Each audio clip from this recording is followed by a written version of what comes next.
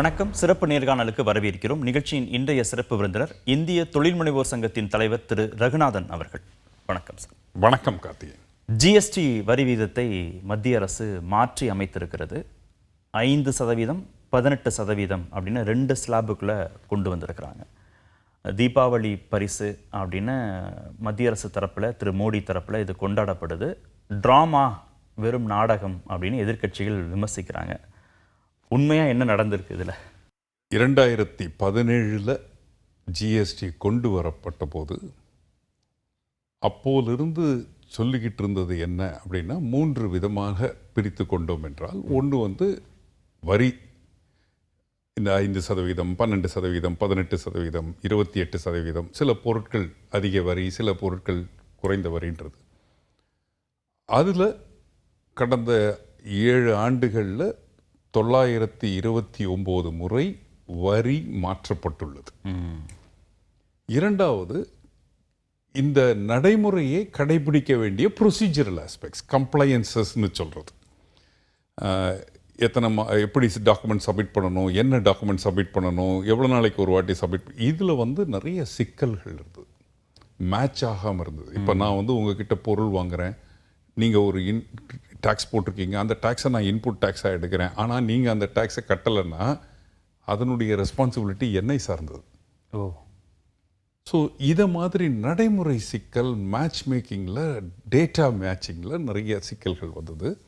இதை சிம்பிளிஃபை பண்ணணும் அப்படின்றது இரண்டாவதான ப்ரொசீஜரல் ஆஸ்பெக்ட்ஸ். மூன்றாவது, ஒரு பிரச்சனை வந்தது அப்படின்னாக்க, இப்போ ஒரு ஆஃபீஸர் இருக்கார், ஒரு இன்ஸ்பெக்ஷனுக்கு போகிறாங்க, திடீர்னு ஒரு நோட்டீஸை இஷ்யூ பண்ணிடுறாங்கன்னா, முந்தி வரி இருந்த பொழுது நோட்டீஸ் இஷ்யூ பண்ணால் நாங்கள் அந்த புக்ஸை எடுத்துக்கிட்டு போவோம், அவர்கிட்ட உட்காந்து என்னென்ன ப்ராப்ளம்ன்றதை எக்ஸ்பிளைன் பண்ணுவோம், உடனே ஆர்டரை திருப்தி அமைப்பாங்க, அல்லது ஒரு குறுகிய அபராதத்தோட வரி செலுத்த சொல்லிடுவாங்க. இப்போ அப்படி கிடையாது. இந்த ஜிஎஸ்டியில் உங்கள் பேரில் ஒரு கிரிமினல் கம்ப்ளைண்ட் கொடுத்தாச்சுன்னா உங்களை அரெஸ்ட் பண்ணிடலாம். உடனடியாக உங்களுடைய ஜிஎஸ்டி நம்பரை முடக்கிடலாம். நான் உங்கள் ஜிஎஸ்டியை பிளாக் பண்ணிட்டேன்னா நீங்கள் அதன் மூலியமாக டிரான்சிட் இன்வாய்ஸ் எடுக்க முடியாது, அப்போ பொருளை நீங்கள் அனுப்ப முடியாது. ஸோ இந்த மாதிரி ஒரு சிச்சுவேஷனில் நான் யார்கிட்ட முறையிடுறது? ஒரு அப்பலேட் ட்ரிபுனல் இல்லை, இன்றைக்குத்தான் அதை பற்றி துவக்கியிருக்காங்க. அப்பலேட் ட்ரிபுனலில் 7.5 ஆண்டுகளுக்கு அப்புறம் தான் அப்பலேட் ட்ரிபுனல் வந்திருக்கு. ஸோ அப்போ யார்கிட்ட போய் முறையிடுறது, எப்படி முறையிடுறது, இதுக்கு எப்படி தீர்வு காண்றது குயிக்கா அப்படின்றது நடைமுறை சிக்கல்கள். இந்த 3 விதத்திலையும் குளறுபடிகள் இருந்தது. அதனால் பாதிக்கப்பட்டது சிறு குறு தொழில் முனைப்பவர்கள். வரி விகிதாச்சாரத்தில் இன்புட் டேக்ஸ் கிரெடிட் சில இடங்களில் அதிகமாக இருக்குது, அவுட்புட் கம்மியாக இருக்குது, அப்போ நான் ரீஃபண்ட் கேட்டு வாங்க வேண்டி இருக்கிறது. சில ஒரே பொருட்களில் பல வரி முனைகள் இருந்தது. இந்த மாதிரி சில சிக்கல்கள், தடங்கல்கள், ஈஸ் ஆஃப் டூயிங் பிஸ்னஸ் இல்லாமல் இருந்தது. ஆனால் ஒரே நாடு ஒரே வரின்னு தானே சொல்லி கொண்டு வந்தாங்க, அதிலே இவ்வளவு குழப்பங்களா? அதுதான். இதை அறிமுகப்படுத்தும் பொழுது ஒரு ட்ரையல் ரன் பண்ணியிருக்கணும், பேரலா எக்ஸிக்யூட் பண்ணுறது. இதில் கற்றுக்கிட்டது தான் நம்ம இன்கம் டேக்ஸ். நீங்கள் பார்த்துருந்தீங்கன்னா பழைய மெத்தட், புது மெத்தட்னு ரெண்டும் பேரலாக கொண்டு போனாங்க. ஸோ ஓல்டு மெத்தட்லேயும் நீங்கள் இன்கம் டேக்ஸ் ரிட்டர்னை ஃபைல் பண்ணுங்கள், நியூ மெத்தடையும் நீங்கள் ஃபைல் பண்ணுங்கள், என்றைக்கு உங்களுக்கு இதுலேருந்து இதில் மாறுறீங்களோ அப்போ நீங்கள் செலக்ட் பண்ணிக்கலான்ற மாதிரி கொண்டு போனதுக்கான பேரலாக போனது. ஜிஎஸ்டியில் அந்த மாதிரியான ஒரு வழிமுறை இல்லாமல் இருந்தது. ஒன்று. இரண்டாவது, கன்சல்டேஷன் ப்ராசஸ்லேயோ அல்லது டிசிஷன் மேக்கிங் ப்ராசஸ்லேயோ எந்த விதத்துலேயும் இந்த ஸ்டேக் ஹோல்டர்ஸை உள்ளே கொண்டு வரல. ஸ்டேக் ஹோல்டர்ஸ்ன்னு நம்ம சொல்கிறது யார்? வரி கொடுப்பவர், வரி கலெக்ட் பண்ணுபவர். இப்போ இந்த role of GST council, GST council முழுமையாக நிதி அமைச்சர்களை கொண்ட ஒரு அமைப்பு, பொலிட்டிக்கல் பீப்புளை கொண்ட ஒரு அமைப்பை தவிர ஒரு எக்ஸ்பர்ட் அதில் ரெப்ரசன்டேஷன் கிடையாது. தொழில் சார்ந்த அமைப்புகள் அதில் ரெப்ரசன்டேஷன் கிடையாது. நுகர்வோர் சார்பில் ஒரு அமைப்பு அதில் ரெப்ரசன்டேஷன் கிடையாது. இப்போ நிதி அமைச்சர் இவங்க கிட்ட இருந்தெல்லாம் ரெக்கமெண்டேஷன்ஸை வாங்கிட்டு போய் ரெப்ரசன்ட் பண்ண மாட்டாரா? ஸோ அதை எப்படி கொண்டு போனாங்க அப்படின்னாக்க, நேரடியாக ஒரு தொழில் நடத்துபவர்களுடைய வாய்ஸ் கவுன்சிலுக்கு போகாது. இவர்கள் யாராவது ஒருத்தருடைய மூலியமாகத்தான் போக முடியும். டைரக்ட் ரெப்ரசன்டேஷன் கிடையாது, டைரக்டாக பண்ண முடியாது. டைரக்டாக voice cannot be heard. Voice cannot be heard, decision cannot be part of it. அப்போது இப்போ நான் வந்து என்னுடைய குறையை இப்போ தமிழகத்தில் இருக்கிற நிதியமைச்சர்கிட்ட ஒரு செக்டரை பற்றி சொல்கிறோம். இதை மாதிரி நிறைய அவர்கிட்ட வரும். ஒவ்வொரு நிதியமைச்சருக்கும் நிறைய இந்த மாதிரி வரலாம். அப்போ அவங்க மீட்டிங் போகும்போது ஒரு நாள் மீட்டிங் அது. அந்த ஒரு நாள் மீட்டிங்கில் எல்லாத்தையும் பேச முடியாது. அப்போ இது விடுபட்டு போயிடும். அப்படியே பேசினா கூட கன்சென்சஸ் வரணும். எவ்வளவோ குளறுபடிகள் இருந்தது. அப்போ இந்த ஜிஎஸ்டியை மாற்றி அமைக்க வேண்டிய ஒரு கட்டாயம் அரசுக்கு தொடர்ச்சியாகவே இருந்தது. அடுத்த கேள்வி என்ன வரும்? அப்போ ஏன் இப்போ பண்ணாங்க அப்படின்றது வரும். அதான் எதிர்க்கட்சிகள் கேள்வியும். 7.5 வருஷமா இருந்துட்டு 7.5 வருஷமா நீங்கள் இதை பண்ணிட்டு திடீர்னு ஏன் இதை கொண்டு வந்தீங்க அப்படின்ற பொழுது இன்றைய ஒரு காலகட்டம் ஒரு அசாதாரணமான ஒரு காலகட்டம். இரு தரப்பினர்களுடைய வேலை வாய்ப்புகளும் பறிக்கப்படக்கூடிய ஒரு சூழ்நிலை. இரு தரப்புன்னு நான் சொல்கிறது சர்வீஸ் செக்டரில் இருக்கிறவங்களும் மேனுஃபேக்சரிங் செக்டரில் இருக்கிறவங்களுடைய வேலை வாய்ப்புகள் பறிக்கப்படக்கூடிய ஒரு சூழ்நிலை. வேலை வாய்ப்புகள் சுருங்கக்கூடிய ஒரு சூழ்நிலை. சுருங்கக்கூடியது அப்படின்னு நான் சொல்கிறது இப்போ ஏஐ தொழில்நுட்பம் வந்ததுனால பல செக்மெண்ட் ஆஃப் எம்ப்ளாய்மெண்ட்டே காணாமல் போகக்கூடிய நிலை. மேனுஃபேக்சரிங் செக்டார்லையுமா?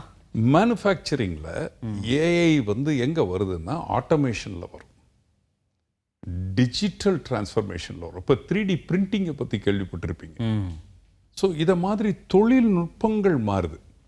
முந்தி ஒவ்வொரு யூசேஜுக்கும் தனித்தனி ப்ராடக்ட்ஸ் இருக்கும். இன்றைக்கு 5-6 யூசேஜ் ஒரே ப்ராடக்டில் வந்தாச்சு. இப்போ ஒரு மொபைல் ஃபோனை நம்ம எடுத்துக்கிட்டோம்னா இதில் கேமராவினுடைய பங்களிப்பு இருக்கும், இன்டர்நெட்னுடைய பங்களிப்பு இருக்கும், வீடியோ எடுக்கிற பங்களிப்பு இருக்கும், உங்களுக்கு சோஷியல் மீடியா ஆக்டிவிசம் பங்களிப்பு இருக்கும், கம்யூனிகேஷன்ஸ் பங்களிப்பு இருக்கும். எல்லாமே சேர்ந்தது தான் இன்றைய இந்த ஒரு இன்ஸ்ட்ருமெண்ட். அப்போ இது எதெல்லாம் நமக்கு டிஸ்பாஸ் பண்ணிடுது? கிரீட்டிங் கார்ட்ஸ்லேருந்து எந்த விதமான கம்யூனிகேஷன் சிஸ்டத்தையுமே இது டிஸ்பென்ஸ் பண்ணுது. கேமரான்ற தனியாக ஒரு இப்போ யாரும் கேமரா வாங்குறதெல்லாம் குறைஞ்சு போயிடும் ப்ரொஃபஷனலை தவிர. ஸோ டெக்னாலஜி வளரும் பொழுது பழைய டெக்னாலஜி ஆப்சலேட் ஆகுது, மேனுஃபேக்சரிங் மெத்தடாலஜி மாறுது. நீங்கள் கேள்விப்பட்டிருப்பீங்க, மிகப்பெரிய ஒரு ஆட்டோமொபைல் தொழிற்சாலையில் ஒரு 20 பேர் சேர்ந்து மேனுஃபேக்சரிங் பண்ணக்கூடிய அளவுக்கு ஆட்டோமேஷன் வந்துருச்சுன்றது தெரியும். எவ்வளோ வீடியோஸ் பார்த்துருக்கோம். அமேசானுடைய லாஜிஸ்டிக் சென்டரில் ஒரு பொருளை வைக்கிறதுலேருந்து எடுக்கிறதுலேருந்து டெஸ்பாச்சுக்கு கொண்டு போகிற வரைக்கும் எல்லாம் ஆட்டோமேஷனில் போகிறத பார்க்குறோம். ட்ரோன் டெக்னாலஜி வந்ததுக்கப்புறம் டெலிவரி கேன் பி ஆட்டோமேட்டட். விவசாயத்துக்கே ட்ரோன் டெக்னாலஜி ஒரு பெரிய ரெவல்யூஷனை கொண்டுட்டு வந்துட்டு இருக்கிறது. ஏக்கர் கணக்கில் சில மணி நேரங்களில் பூச்சி மருந்து விதைகளை தூவிட முடியுது ஒருத்தரால் மட்டுமே. நம்ம இந்த இடத்த விட்டு எங்கேயும் நகராமல் இருந்த இடத்துல இருந்தே அந்த ட்ரோனை இயக்கி ஏக்கர் கணக்கில் 1 மணி நேரத்தில் நம்மளால் மருந்து தெளிக்க முடியும். அப்போது டெக்னாலஜி மாறுது, ப்ராசஸ் மாறுது, உபயோகிப்பவர்களின் எதிர்பார்ப்பு மாறுது. இந்த அளவு ஸ்பீடாக ஒரு இண்டஸ்ட்ரி மாற முடியாது. இப்போது ஒரு ஆட்டோமொபைல் செக்டரை எடுத்துக்கிட்டோம்னா கடந்த 5-7 வருடங்களுக்குள்ள கன்வென்ஷனல் பெட்ரோல் டீசல் வெஹிக்கிள் இப்போது வெஹிக்கிள்ஸ் மாறிடுச்சா இல்லையா? ஆமாம். அப்போது ஏற்கனவே ஆட்டோமொபைல் நிறுவனங்களுக்காக ஏற்படுத்தப்பட்ட எவ்வளவு ஆன்சிலரி யூனிட்டு வியாபாரம் குறைஞ்சி போயிருக்கும். அம்பத்தூர் தொழிற்பேட்டை ஏற்படுத்தப்பட்டதே ஆட்டோமொபைல் ஆன்சிலரிக்காக தானே. அப்போ எவ்வளவு தொழில்கள் காணாமல் அழிந்து போயிருக்கும். ஏன்னா புதுசாக அவங்க உடனே அடாப்டும் ஆக முடியாது இல்லையா? அடாப்ட் ஆகணும், அவ்வளவு ஈஸியாக ஆக முடியாது. ஏன்னா நான் இப்போ ஒரு மெஷின் வாங்கியிருப்பேன், ஒரு ப்ராசஸ் இருக்கும், அதுக்கு நான் கடன் வாங்கியிருப்பேன், அதுக்கு நான் சில ரா மெட்டீரியல் செயின் இருந்துக்கிட்டே இருக்கும், அதுக்கு சில ஆர்டர்ஸ் இருக்கும், படிப்படியாக குறைஞ்சிட்டே வரும். அப்போ குறைஞ்சிட்டு வர வர என்னால் லோன் கட்ட முடியாமல் போகும். லோன் கட்ட முடியலைன்னா நான் என்பிஏ ஆயிடுவேன். என்பிஏ ஆகிட்டேன்னா என்னால் ஃபர்தராக லோன் வாங்க முடியாது. அப்போது மாடர்னைசேஷனும் நான் பண்ண முடியாது, புது மார்க்கெட்டையும் தேடி போக முடியாது, மாற்றி அமைக்கவும் முடியாது. இதில் போய் மாட்டிப்பாங்க. இந்த மைக்ரோ ஸ்மால் இண்டஸ்ட்ரீஸ்னுடைய பெரிய பிரச்சனையே இதுதான். சுழலில் மாட்டிக்கிட்டாங்கன்னா வெளியில் வர்றதுக்கு கஷ்டப்படுவாங்க. அப்போ அதிலிருந்தே அவங்க மீண்டு வர வேண்டிய ஒரு சூழ்நிலை. வேதாளம் மறுபடியும் முருங்கை மரம் ஏறுற மாதிரி அது. வேற வழி இல்லாமல் மாட்டிக்குவாங்க. அப்போது ஜாப் மார்க்கெட் இந்த யூஎஸ் வரி விதிப்பினால் சிறு குறு எக்ஸ்போர்ட்டர்ஸுக்கு இப்போ என்ன பண்ணுறதுன்னு தெரியல. நீங்கள் சிறு குறு தொழிலை விட்டுருங்க, பெரிய பெரிய எக்ஸ்போர்ட்டர், எனக்கு தெரிஞ்ச ஒரு கம்பெனி டெல்லியில் 15,000 கோடி டர்ன் ஓவர், அது மொத்த டர்ன் ஓவர் 13,000 கோடி அமெரிக்காவுக்கு மட்டுமே ஆண்டுக்கு. இப்போ அந்த கம்பெனிக்கு இந்த வரி விதிப்பு வந்த உடனே என்ன பண்ணுறதுன்னு தெரியல, அப்படியே நின்று போச்சு. அப்போது ஒரு ப்ரொபோசல் வருது அவங்களுக்கு, வாங்குறவங்க கிட்ட இருந்து, உங்கள் பொருள் நல்ல பொருள், உங்கள் கீழே ஸ்டாக் இருக்குது, அங்கே வாங்கிக்கிறோம், எங்களுக்கு தேவை இருக்குது, ஆனால் எங்களால் இந்த 50% வர முடியாது, 1/3% நாங்கள் ஏற்றுக்கிறோம், 1/3 நீங்கள் 1/3 எடுத்துக்கங்க, இன்னொரு 1/3 கஸ்டமருக்கு பாஸ் பண்ணுவோம், இது ஓகேன்னா நம்ம பிஸ்னஸ் பண்ணலான்றாங்க. 1/3 ஆஃப் த ப்ராடக்ட் ப்ரைஸ் அப்படின்னு நீங்கள் எடுத்துக்கிட்டிங்கன்னா கிட்டத்தட்ட 33%. அந்த 50%ல் 1/3 அப்படின்னு எடுத்துக்கிட்டிங்கன்னா 17%. இவங்களுடைய லாபம் 8%. அப்போது அப்படியே ஸ்டாண்ட் ஸ்டில். இப்போ ஸ்டாண்ட் ஸ்டில்னு ஒரு பிஸ்னஸ் வந்ததுன்னா இதை விட ஒரு பாதிப்பு அந்த பிஸ்னஸ்க்கு எப்பவும் வர முடியாது. திருப்பூரினுடைய மிகப்பெரிய பிரச்சனை இன்னைக்கு என்ன அப்படின்னு கேட்டிங்கன்னா, ஒரு பக்கம் வரி, இரண்டாவது தேக்க நிலை. பொருட்கள் முழுவடைந்த பொருட்கள், ஃபினிஷ்டு ப்ராடக்ட்ஸ், இன்னொன்று in progress product. In progress நிறுத்திக்கலாம், ஃபினிஷ்டு வேற யாருக்கும் விற்க முடியாது, அவங்களுக்கு தான் விற்கணும், அவங்க நிறுத்திட்டாங்க. அப்போ இந்த இடத்துல நான் சேர்த்து வைக்கிறேன், எனக்கு ஒர்க்கிங் ஸ்பேஸே இல்லை, இப்போ நான் இப்போ என்னுடைய கைகள் கட்டப்பட்டு விட்டன. இப்போ இதெல்லாம் நீங்கள் சொல்கிறதெல்லாம் ஜிஎஸ்டி ஸ்லாப் மாற்றின பிறகான பிரச்சனைகளா? இவைகள் யூஎஸ் டாரிஃப் வந்ததுக்கு அப்புறம் ஏற்பட்ட பிரச்சனைகள். கடந்த ஒரு மாதத்தில் நம்ம பேசிக்கிட்டு இருந்த போது என்ன கேள்வி இருந்ததுன்னா, ஏன் இந்த அவசரம் இந்த ஜிஎஸ்டியை மாற்றி அமைப்பதிலே அப்படின்றது தான் கேள்வி. அப்போ தேக்க நிலையை நோக்கி ஒரு இண்டஸ்ட்ரி போகுது. இந்த நிலை போச்சுனாக்க வேலை வாய்ப்புகள் இழக்கக்கூடிய அபாயம். அப்படி வேலை வாய்ப்புகள் இழந்தால் மக்கள் தெருவிலே போராடக்கூடிய ஒரு பெரிய அபாயம் ஏற்பட்டுவிடும் என்பது அச்சம். லிவிங் எக்ஸாம்பிள் பார்க்குறோம். ஸ்ரீலங்காவில் என்னாச்சு பார்க்குறோம், பங்களாதேஷில் என்னாச்சு பார்க்குறோம், நேபாளில் என்னாச்சு பார்க்குறோம். அப்போ இந்தியா மாதிரி ஒரு 140 கோடி மக்கள் இருக்கிற இடத்துல மக்களினுடைய புரட்சி என்பது வெடித்தால் கட்டுக்கடங்காமல் இருக்கும்.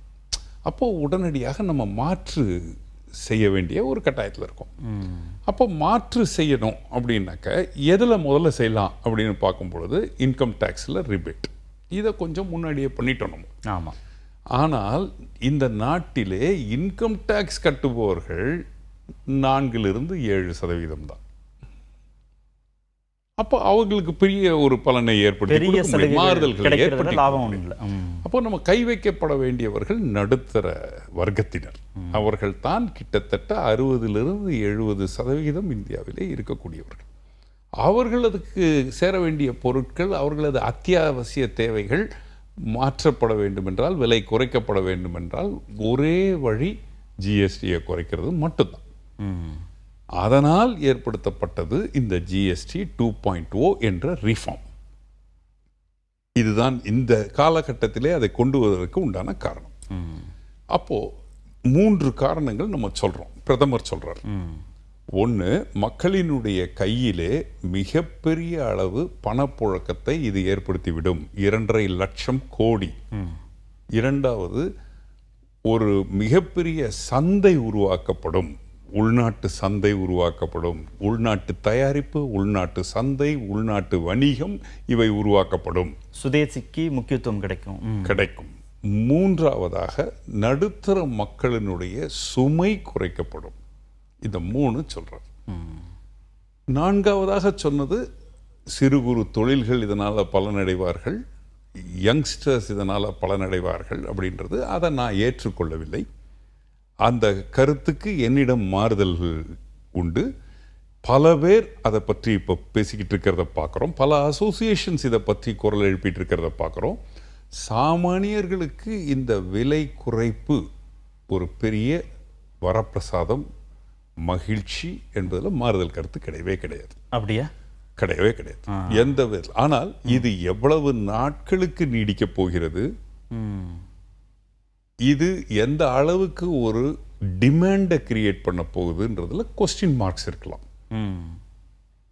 ஏற்கனவே சில கன்சியூமர் ப்ராடக்ட்ஸ், இப்போ பிஸ்கெட் மாதிரி இருக்கிறவங்க என்ன சொல்லியிருக்காங்கன்னா, எங்களுடைய பொருட்களின் விலை இமீடியட்டாக அவங்க வாங்கக்கூடிய அளவு இருக்கும். 5 ரூபாய்க்கு பேக்கெட், 10 ரூபாய்க்கு பேக்கெட்னு நாங்கள் கொடுத்துட்டோம். இதில் ஒரு 7-8% நாங்கள் குறைச்சி இதை 4.80 4.60ன்னுலாம் விற்றோம்னாக்க சேஞ்சஸில் ப்ராப்ளம் வரும், வாங்குறதுல ப்ராப்ளம் வரும். அதுக்கு பதிலாக குவான்டிட்டியை நாங்கள் இன்க்ரீஸ் பண்ணிக்கிறோம். 10 பிஸ்கெட் தரதுக்கு பதிலாக 12 பிஸ்கெட் தரோம் அல்லது 11 பிஸ்கெட் தரோன்றது. ஏற்கனவே குவான்டிட்டி தான் குறைச்சாங்க. இது அவ்வளவு ஈஸியாக மானிட்டர் பண்ணிட முடியாது. புரியுதா நான் சொல்கிறது காத்து? இப்போ நான் போகிறேன், ஒரு 5 ரூபாய் கொடுத்து ஒரு பிஸ்கெட் பேக்கெட் வாங்குறேன். அதை வாங்கி நான் பிரித்து உட்காந்து எண்ணிட்டு இருக்க போகிறதில்ல. அது என்ன தான் தெரியும் அதில் 10 இருக்கா 11 இருக்கான்னு. சப்போஸ் 50 கிராம் பதிலாக 60 கிராமா மாறி இருக்கா, சப்போஸ் அதில் 10 தான் இருந்ததுன்னு வச்சுக்கோங்க, நான் யார்கிட்ட போய் கம்ப்ளைண்ட் பண்ணுறது? என்ன சொல்லிவிடுவாங்க, நீ ஒன்று சாப்பிட்ருப்பேன்ருவாங்க. ஸோ இது நடைமுறைப்படுத்தல பல சிக்கல்கள் வரப்போகுது. காருக்கு 1 லட்சம் குறைஞ்சிருக்கு. இதை ரெண்டு வகையாக பிரிச்சுப்போம். ஒன்று வந்து அத்தியாவசிய தேவை, அடிக்கடி வாங்கும் பொருட்கள், இது ஒன்று. இன்னொன்று வந்து எப்பொழுதாவது வாங்கக்கூடிய பொருட்கள், ஒன் டைம் ப்ரொக்யூர்மெண்ட். இப்போ ஒரு ஏசி வாங்குகிறோம் அப்படின்னாக்க 5-6 ஆண்டுகளுக்கு ஒரு முறை வாங்குறது. பட் ஏசிக்கு விலை குறைச்சிட்டோம், காருக்கு விலை குறைச்சிட்டோம், 2 வீலருக்கு விலை குறைச்சிட்டோம். ஆனால் அதனுடைய ரன்னிங் காஸ்ட்டை குறைக்கலை, அதனுடைய பயன்பாட்டு காஸ்ட்டை நம்ம குறைக்கல. இதை நீங்க புரிஞ்சுக்கணும். பெட்ரோல் விலை குறையல, பெட்ரோல் விலை குறையல, டோல். இப்போ ஒரு 2 வீலரையோ காரையோ நான் எடுத்துட்டு ரோட்ல போனோம்னா டோல்னுடைய டாரிஃபை இன்க்ரீஸ் பண்ணியிருக்கோம் இப்போதான். மூன்றாவது, காரோ 2 வீலரோ வாங்கின உடனே நான் எடுக்கப்பட வேண்டியது ஒரு இன்சூரன்ஸ், அதனுடைய டாக்ஸை எடுக்கல. ஸோ வரும்படி அரசுக்கு ஒவ்வொரு கார் விற்கப்படும் பொழுதும் வருமானம் அதிகம்தான், கார் வாங்குறவங்களுக்கு செலவு அதிகம், ரன்னிங் காஸ்ட் ஜாஸ்தி, ஒன் டைம் காஸ்ட் கம்மியாக இருக்கலாம், பட் அஃபோர்ட் பண்ண முடியுமான்றதை பார்க்கணும். மூன்றாவது நான் பார்க்குறது வந்து இந்த 3 நாட்கள் அறிமுகப்படுத்தப்பட்டதில் எங்களுக்கு வர தகவல்கள் என்ன அப்படின்னு பார்க்குறோம். இதனால் மார்க்கெட் எந்த அளவுக்கு இம்ப்ரூவ் ஆகிருக்கு, இதனால் மக்கள் எப்படி உணர்றாங்க அப்படின்னு பார்க்கும் பொழுது பர்ச்சேசிங் பவர் கூடியிருக்கா. இன்றைக்கு காலையில் நியூஸ் வந்தது என்ன அப்படின்னு பார்த்தீங்கன்னா, கிரெடிட் கார்டினுடைய பயன்பாடு கடந்த 3 நாட்களில் 5 மடங்கு உயர்ந்திருக்கான். ஒரு நாளைக்கு சராசரியாக இந்தியாவிலே 6000 கோடி கிரெடிட் கார்டினுடைய ஸ்வைப்பிங்கில் எடுப்பாங்களாம். கடந்த 3 நாட்களாக 25,000 கோடி ஒரு நாளைக்கு ஆயிருக்கு. இது பண்டிகை காலம், அப்புறம் நிறைய ஆன்லைன் நிறுவனங்கள் கொடுக்கக்கூடிய சலுகைகள், அதுக்கு ஏதாவது தொடர்பு இருக்கா இல்லையா? ஜிஎஸ்டி மட்டும்தான். விலை குறைந்தது, தேவை அதிகப்படுவது, இம்பல்ஸ் பர்ச்சேஸ் அதிகமாக இருக்கு. இம்பல்சிவ் பர்ச்சேஸ் மக்கள் கிட்ட ஒரு பயம், எத்தனை நாளைக்கு இந்த விலை குறைப்பு சஸ்டெயின் ஆக போகுதுன்றது பயம். இது ஒரு ஆடி ஆஃபர் மாதிரி பார்க்குறாங்க, இது ஒரு குறுகிய கால ஆஃபர் மாதிரி பார்க்குறாங்க, புக்கிங் பண்ணிடுறாங்க, அல்லது கிரெடிட் கார்டு இன்க்ரீஸ் ஆகிடுது. கிரெடிட் கார்டினுடைய சேல் ஒரு அதிர்ச்சியான ஒரு சேல், ஒரு வீக்கமாக அது வந்து அவ்வளவு எளிதாக எடுத்துக்கொள்ளக்கூடியது. ஏன்னா அதனுடைய இம்பேக்ட் நிறைய இருக்கும். நாளைக்கு திடீர்னு இவங்களுக்கு வேலை போயிடுதுன்னா, அவங்களால இஎம்ஐ கட்ட முடியலன்னா ப்ரெஷர் ஜாஸ்தி ஆகும். ஒரு லோனை அடைக்கிறதுக்கு இன்னொரு லோன் எடுப்பாங்க, இது ஒரு ஹேபிச்சுவல் ஆயிரும். அப்போ ஸ்ட்ரெஸ்ஸு ஜாஸ்தி ஆகும், அப்போ இவங்களுடைய ப்ரெஷர் ரொம்ப ஜாஸ்தியாயிரும். ஸோ யங்கர் ஜெனரேஷனுக்கு கடன் இல்லாமல் வாழ்ந்து நாட்களை நகர்த்தக்கூடியதே பழகாமல் போயிடுவாங்க. ஸோ இது ஒரு மிக அதிகமான தாக்கத்தை கொடுக்கக்கூடியதாக ஆயிரும். வருமானத்திற்குள் செலவு, விரலுக்கேற்ற வீக்கம், இது இல்லாமல் போகும் பொழுது விரலையே எடுக்க வேண்டிய சூழ்நிலைக்கு யங்ஸ்டர்ஸ் தள்ளப்படுவார்கள். ஆனால் மக்கள் என்ன நினைப்பாங்கன்னா, ஜிஎஸ்டி குறைஞ்சிருக்கு, நம்ம செலவு குறையும், பட்ஜெட்டுக்குள்ளே இருக்கும் வாழ்க்கைன்னு நம்புவாங்க. முரண்பட்ட சில தகவல்கள் இந்த அறிவிப்பில் பார்க்குறோம். இன்றைக்கு 3 நாள் ஆயிட்டதுனால நம்மளால கொஞ்சம் ஓரளவுக்கு சொல்ல முடியும். ஒரு பக்கம் இதை மாறுதல்களை கொண்டு வந்த பொழுது 48,000 கோடி அரசுக்கு வருமானம் இழப்புன்னு சொன்னாங்க. ரெண்டாவது, நிதியமைச்சர் தமிழகத்திற்கு வந்த பொழுது ஒரு 3 நாட்களுக்கு முன்பு 2 லட்சம் கோடின்னு சொன்னாங்க. இப்போ அது 2.5 லட்சம் கோடியாக பிரதமர் சொல்லியிருக்கார். இந்த அமௌண்ட்டு யார் கையில் இருக்க போகுதுன்னு பார்க்கணும். யார் கையிலன்னு நான் சொல்கிறது, இப்போ 40,000 ரூபாய் சம்பளம் வாங்கக்கூடிய ஒரு குடும்பம் ஒரு 10,000 ரூபாய் மாதம் அத்தியாவசிய பொருட்களுக்கு செலவு செய்கிறார்கள் என்றால் 5-6% அவர்களுக்கு மிச்சம் என்றால் 500-600 ரூபாய் தான் மாதத்திற்கு அவர்களால் மிச்சப்படுத்த முடியும். இந்த ஒன் டைம் பர்ச்சேஸை பற்றி நான் பேசலை, அத்தியாவசிய தேவையை பற்றி பேசுகிறேன். இந்த 500 ரூபாய் அவர்களுக்கு ஒரு பெரிய மாறுதல்களை ஏற்படுத்தி விடாது. லட்சக்கணக்கான குடும்பங்களுக்கு தானே இந்த தொகை பகிர்ந்து கொடுக்கப்படுது. 40,000 ரூபாய் ஒரு ஃபேமிலி வாங்குறதே இப்போ கடைசி 1 வாரம் 2 வாரத்தை கடன் வாங்கித்தான் ஓட்ட வேண்டிய நிலைமையில் இருப்பாங்க. அப்போ இந்த 500 ஒரு பெரிய அளவில் சந்தையை பெருக்கி விடாது. இப்போ நான் ஒரு பேஸ்ட் வாங்குறேன்னா 2 பேஸ்ட் வாங்க போகிறதில்ல. கரெக்ட். ஒரு பேஸ்ட் தான் என்னுடைய தேவையாக இருக்கும். அதில் கிடைக்கக்கூடிய இந்த 500 நான் வேறு ஏதாவது புதுசாக ஏதாவது வாங்கணும். இந்த 500 அதுக்கு பத்தாது. அப்போ நான் கடன் மறுபடியும் வாங்கணும். இது ஒரு டேஞ்சர் சைனாக பார்க்குறோம். இரண்டாவது, முரண்பாடுகள் இன்னும் தீர்க்கப்படவில்லை அப்படின்றத பார்க்குறோம். என்ன முரண்பாடு? நம்ம இப்போ பார்த்துக்கிட்டு இருக்கிறோம், சப்பாத்தி பரோட்டாக்கு 0%, இதுக்கு 5% இட்லி தோசைக்கு. அந்த இட்லி தோசையே உங்களுக்கு 18 ஸ்லாப்லேயும் இருக்குது. ஆமாம். இப்போ நான் ஒரு துணி மேனுஃபேக்சரர், இந்த ஷர்ட்டு மேனுஃபேக்சரர்னா நான் 4-5 வெரைட்டி பண்ணுறேன். இதில் ஒரு வெரைட்டி 1000 ரூபாய்க்கு விற்கிறேன், இன்னொரு பிராண்டு நான் 2,600 ரூபாய்க்கு விற்கிறேன்னா ரெண்டுத்துக்கும் 2 டிஃப்ரெண்ட் டேக்ஸ் இருக்கு எனக்கு. லக்ஸுரி டேக்ஸ்ன்னு சொல்லி நம்ம கொண்டு போயிட்டோம். அப்போ மக்கள் அவர்களது வாழ்க்கையில் தரம் உயரக்கூடாதா? 40% போயிடுச்சு இல்லை? அது சின் டேக்ஸ் 40%, 28% போயிடுச்சு. அப்போது மக்களுடைய வாழ்க்கை தரம் உயரக்கூடாதா? அப்போ உயர்ந்தால் நான் அதிக வரி விதிப்பேன்ற ஒரு லாஜிக்கே தப்பு. 2,500 ரூபாய்க்கு நீ துணி வாங்கினால் உனக்கு டாக்ஸ் அதிகமாக நீ கொடுக்க வேண்டும் அப்படின்றது. அப்போ எல்லாரும் அப்போ கம்மியாக தான் வாங்கணுன்றதை நம்ம எதிர்பார்க்குறோமா? என்ன லாஜிக்? அதையும் அஃபோர்டபுளா கொண்டு வர வேண்டாமா? 2,500 ரூபாய்க்கு பொருள் வாங்குற எல்லோரும் பணக்காரர்களும் இல்லை இல்லையா? பணக்காரர்களும் இல்லை அப்படின்னு நம்ம அசம்ஷன் பண்ண முடியாது. அனைவரும் அந்த பொருட்களை வாங்கி பலனடையட்டும்ன்றது தானே நம்மளுடைய கான்செப்டாக இருக்க முடியும். So cheap is not the best and the best is not cheap. அப்போ முரண்பாடுகள் இருக்கு. இன்னொரு முரண்பாடு பார்க்குறோம். நோட் புக் அல்லது பேப்பர் சம்பந்தப்பட்ட இதை பார்த்தீங்கன்னாக்க, பேப்பர் அப்படின்றது ரா மெட்டீரியல், அதுக்கு 18% டேக்ஸ். அந்த பேப்பரை உபயோகப்படுத்தி நான் நோட் புக்காக பண்ணேன்னா 0% டேக்ஸ். லீஃப்லெட்டாக பண்ணேன்னா, ஒரு ஃபேம்ப்லெட் மாதிரி பண்ணேன்னா 5% டேக்ஸ். இதையே நான் போஸ்டராக பண்ணேன்னா 28% டேக்ஸ். அப்போ எப்படி லாஜிக் பாருங்க. அப்போது 5% டேக்ஸில் இருக்கிறவங்க இன்புட் டேக்ஸ் கிரெடிட் எடுத்துக்க முடியலன்னு வச்சுக்கோங்க, விலை ஏறணும். ஒரு anomaly.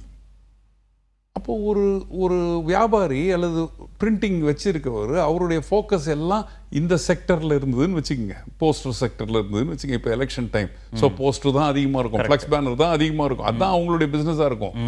Board based materials, calendars, அதுதான் அதிகமாக இருக்கும். ஆனால் அதுக்கு அவங்க 28%. அப்போ அதுக்கு நம்ம டாக்ஸை கொண்டு போயிட்டோம். அப்போ வருமானம் ஜாஸ்தி, இவங்களுக்கு பிஸ்னஸ் அடி. அதே மாதிரி சிறு குறு தொழில் முனைவோர்கள் லேபர் ஒர்க் பண்ணிக்கிட்டு இருப்பாங்க, லேபர் கான்ட்ராக்ட்ஸ் பண்ணிட்டு இருப்பாங்க. இப்போ நான் உங்ககிட்ட ஒரு ஆர்டர் எடுத்திருப்பேன், அதுக்கு உண்டான மெட்டீரியலை நீங்கள் எனக்கு கொடுப்பீங்க, அந்த மெட்டீரியலை ஃபினிஷ் பண்ணி அல்லது மாறுதல்களை மட்டும் பண்ணி நான் உங்களுக்கு திருப்பி கொடுப்பேன். இது ஒர்க்ஸ் கான்ட்ராக்ட், லேபர் கான்ட்ராக்ட். இந்த லேபர் கான்ட்ராக்டுக்கு இதுக்கு முன்னாடி 12% வரி. அதை எல்லாரும் 5% குறைக்கணும்னாங்க, அதை ஒத்துக்கிட்டாங்க, பண்ணிடுவோன்னு. ஆனால் இந்த முறை அந்த 12 18 ஆக்கிட்டாங்க. ஓ, அப்போ குறும் தொழில்கள்லாம் அழிவு. ஏற்கனவே அடி வாங்கி இது ஒரு ஃபினிஷ்ட். எப்படி ஃபினிஷ்ட்? எப்படி சார் என்ன 18% கட்டினா என்ன, அதை இன்வாய்ஸ் பண்ண போகிறாங்க, அந்த கம்பெனி தானே கொடுக்க போகுது, அதை இன்புட் டேக்ஸாக எடுத்துக்கிட்டு இவங்களுக்கு என்ன நஷ்டம், இந்த டேக்ஸ் தான் அவங்களுக்கு கிடச்சிருமே அப்படின்னா அங்கே தான் கேட்ச். என்ன கேட்ச்? இப்போ நான் உங்ககிட்டேருந்து எடுத்து பண்ணுறதுக்கு எனக்கு எவ்வளோ லாபம் இருக்குன்னா ஒரு 5% தான் மார்ஜின் இருக்கும். நீங்கள் எனக்கு 3 மாதத்துக்கு ஒரு வாட்டி பில்லை பாஸ் பண்ணிகிட்டே வருவீங்க. அப்போ முதல் மாதம் நான் பில் போட்ட உடனே 18% எடுத்து அரசுக்கு நான் கொடுக்கணும். 2வது மாதமும் 18% கொடுக்கணும். 3வது மாதமும் 18% கொடுக்கணும். 3வது மாத கடைசியில் தான் எனக்கு பேமெண்ட் வரும். என்னுடைய லாபமும் 5. அரசுக்கு நான் 18 × 3 54% கொடுத்துட்டேன். எப்படி என்னால் பிஸ்னஸ் பண்ண முடியும்? ஒர்க்கிங் கேபிட்டல் எங்கே எனக்கு? பணம் முடங்கிடுது, பணம் தேக்க நிலை அடையுது. அப்போ இதை மாதிரியான அனாலிஸ் நிறைய இருக்குது.